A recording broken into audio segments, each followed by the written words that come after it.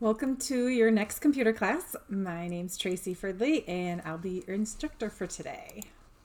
Our class today is on Excel lists and tables, and the main focus today is on managing those large lists of information that you're keeping in Excel.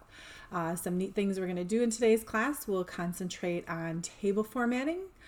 We've got some special filtering techniques we'll go through, and then there is a tool called validation where you're able to validate the type of information that you're typing in certain cells. So again, this is Excel lists and tables. Our goals for today's class, we'll start out with just a little bit of the setup, getting you ready so you've got your files and just kind of how to move around between class and Excel so that you can work on it at the same time as me.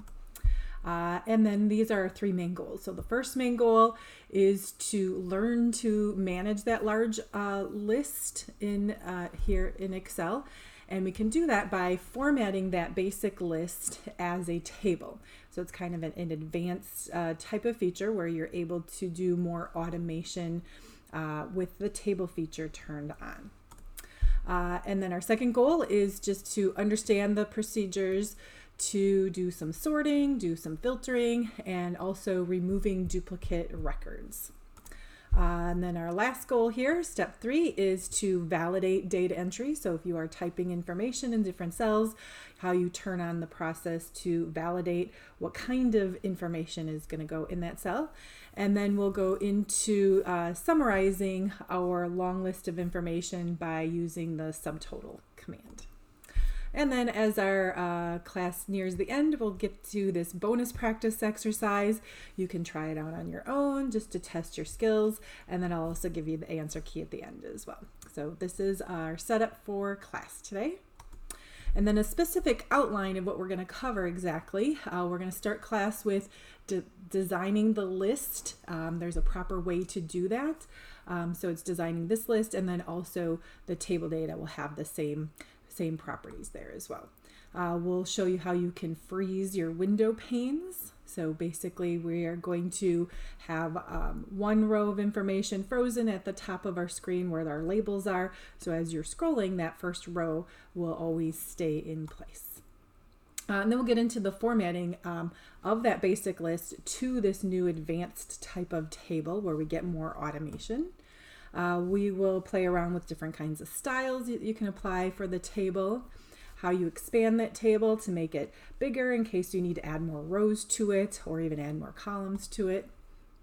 We'll talk about how you put in formulas in your tables. Works a little bit differently than we're used to using formulas here in Excel. And we'll get into the sorting command and lots of filtering choices.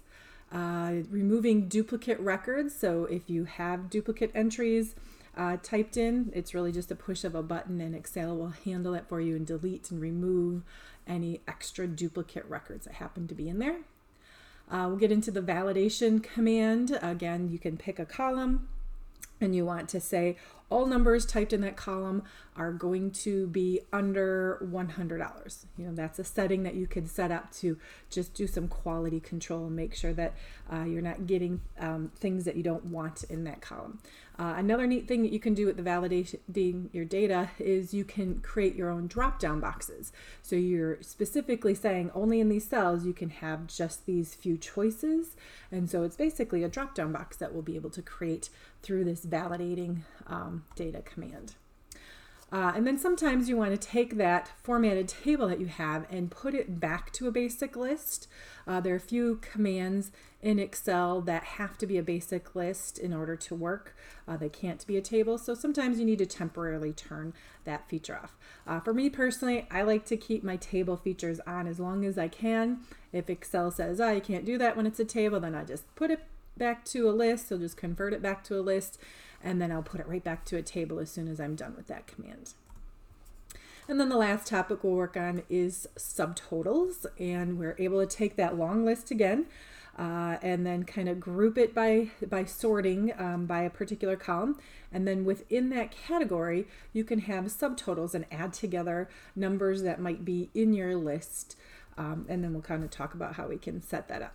So this is the outline of everything that we're going to be covering in today's class.